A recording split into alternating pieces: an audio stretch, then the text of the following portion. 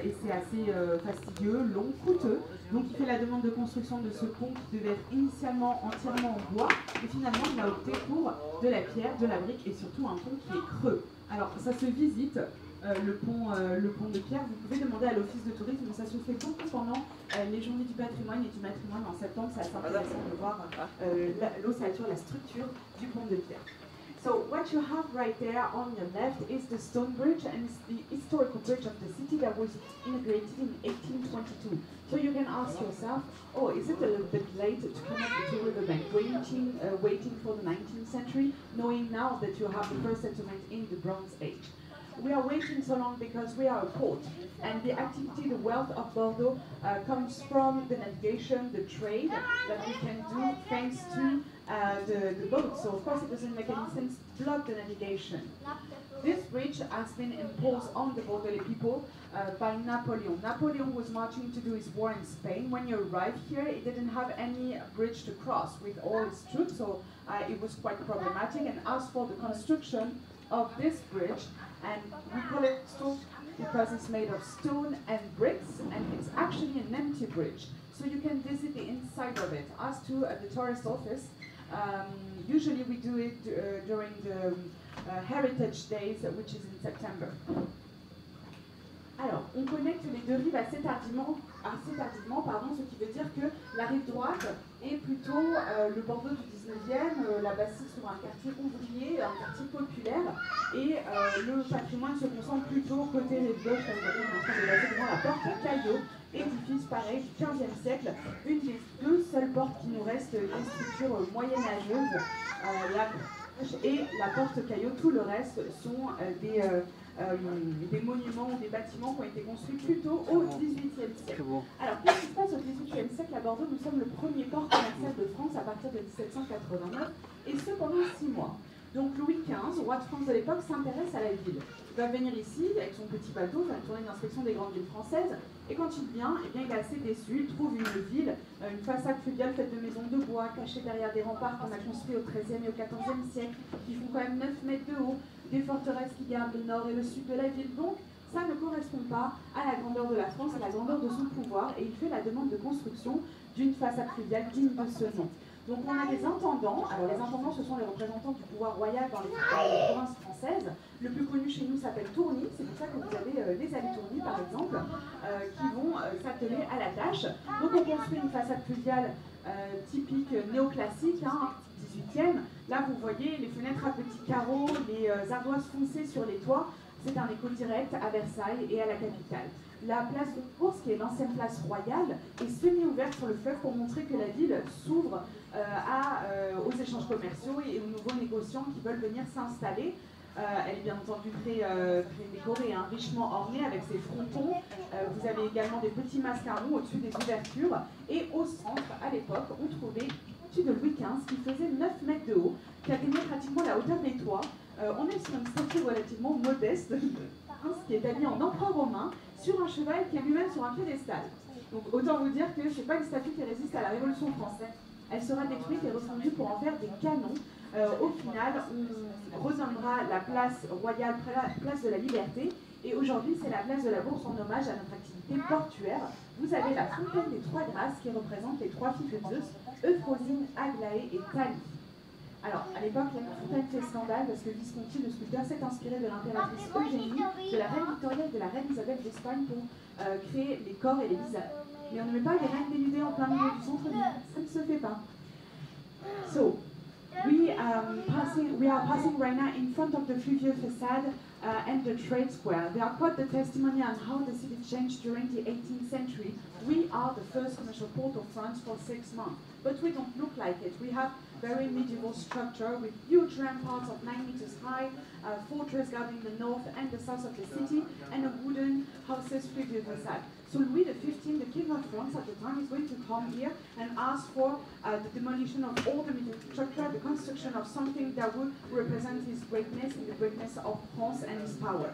So we are going to build the trade square that was the former Royal Square. Royal Square that was welcoming a statue of Louis XV, dressed as a Roman emperor, 9 meters high, that was on a horse and himself on a pedestal, so very humble, as you can imagine. This statue will be destroyed during the French Revolution, and at the time we are going to call the Royal Square the Liberty Square, and a little bit later the Trade Square in Marginal Activity as a port. In the middle of the Trade Square you have a fountain representing the three daughters of Zeus, Euphrosyne, Aglaé and Thalie, and at the time it was quite scandalous because Visconti sculptor took his inspiration thinking of the Empress Eugénie, the Queen Victoria and the Queen Isabel of Spain to shape the bodies in the faces. But, you know, you don't really have a place in such center, that's quite scandalous, and the Bishop of Bordeaux would even refuse to bless the fountain. Alors, vous avez vu, la façade fluviale est un petit peu scindée en deux par cette grosse place que vous avez juste ici, la place des Quinconces. Cette place arborée est l'ancien emplacement d'une des forteresses dont je vous parlais tout à l'heure. On parle du château de Trompette. Alors, le château de Trompette a été construit à la demande de Charles VII après la fin de la guerre de 100 ans, donc en 1453, pour punir les Bordelais. Alors, pourquoi il veut punir les Bordelais, Charles VII? Parce que nous, pendant la guerre de 100 ans qui oppose le royaume d'Angleterre et le royaume de France, nous soutenons l'Angleterre. Nous sommes des traîtres, voilà. Pourquoi on est des traîtres? Parce qu'on a une alliance très particulière par mariage pendant 300 ans au Moyen-Âge. Aliénor d'Aquitaine, la duchesse d'Aquitaine qui a le pouvoir ici, est ancienne reine de France. Elle a été mariée à Louis VII dans la cathédrale Saint-André. Bon, je ne vous ai pas toute la bio, mais ça ne se passe pas très bien et au final le mariage sera annulé. Elle se remarie avec le duc de Normandie, Henri de Plantagenet, qui devient roi d'Angleterre, Henri II, en 1155.